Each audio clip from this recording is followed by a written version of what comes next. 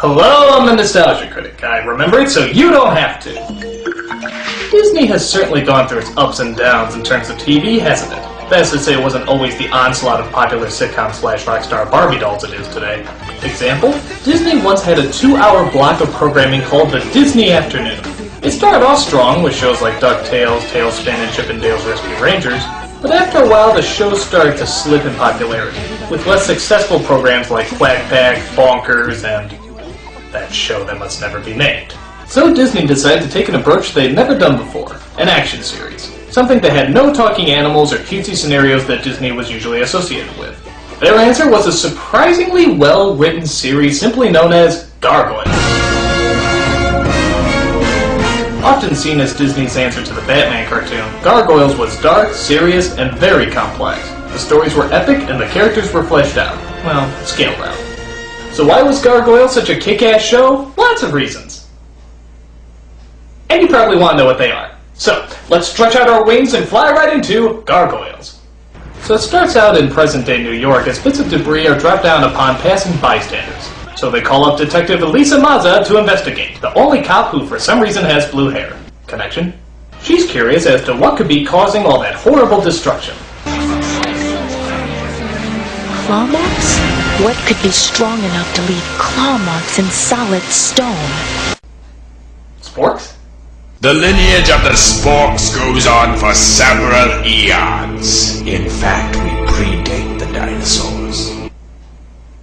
Indeed. So we flash back 1,000 years ago to Scotland, where the ancient battle for this castle, I guess, is being fought by whoever the hell these guys are, because they really want it. I don't know, there's like no detail in this backstory. It's just people with swords doing what people with swords do. Give any guy a sword and he'll want to go pillage something. Attack!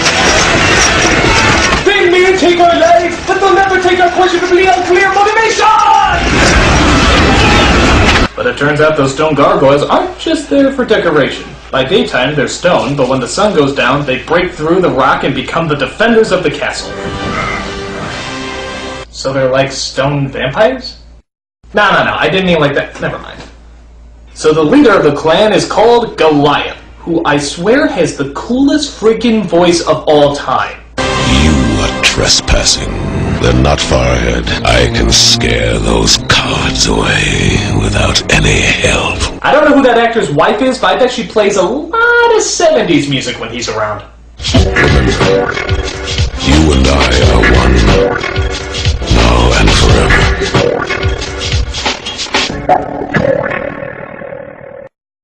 There's other gargoyles too, but for some reason they don't have names. I guess they just associate them by their common action team stereotypes.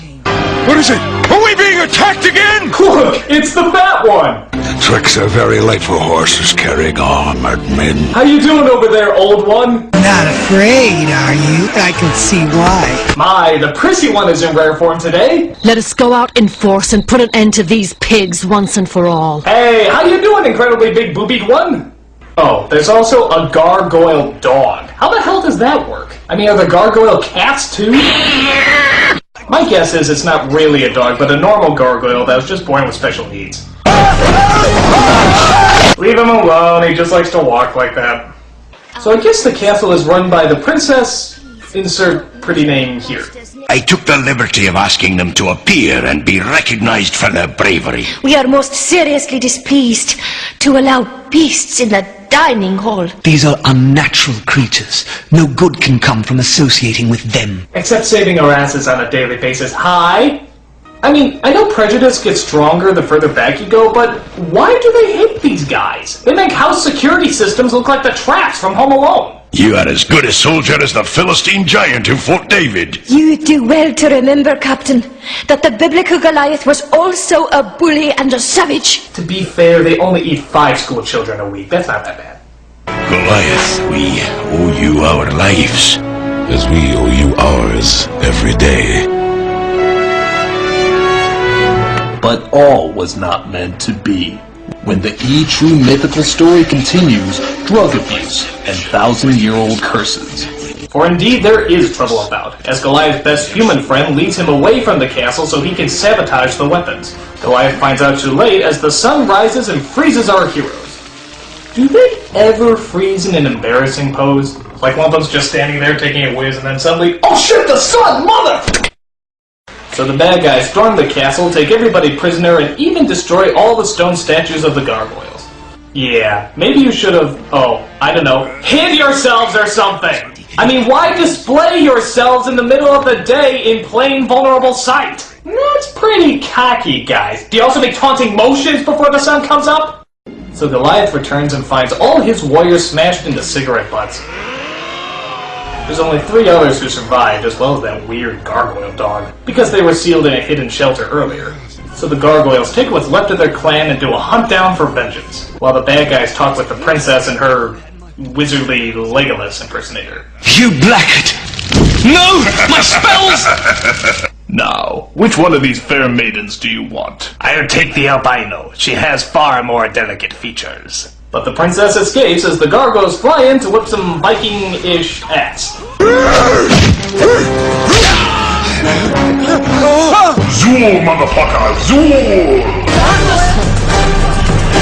But the wizard guy thinks the princess is dead and the gargoyles are to blame. So he casts a spell on them to turn them into stone permanently. But in actuality, Goliath saves the princess while the villains slip off a cliff to their deaths. You know, for a Disney cartoon, a lot of people sure do get the axe. This is like 5 Simba fathers and 3 Bambi mothers.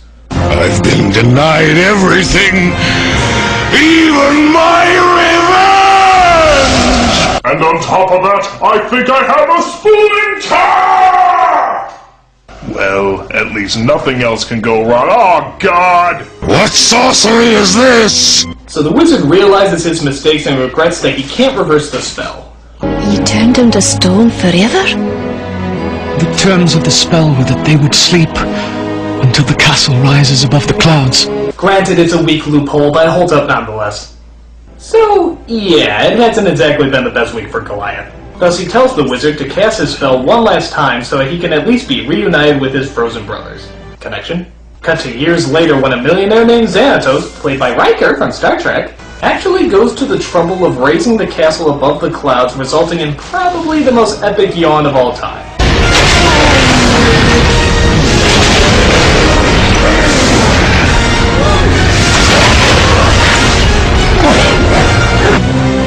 You are the one called Goliath? Yes. But my friends call me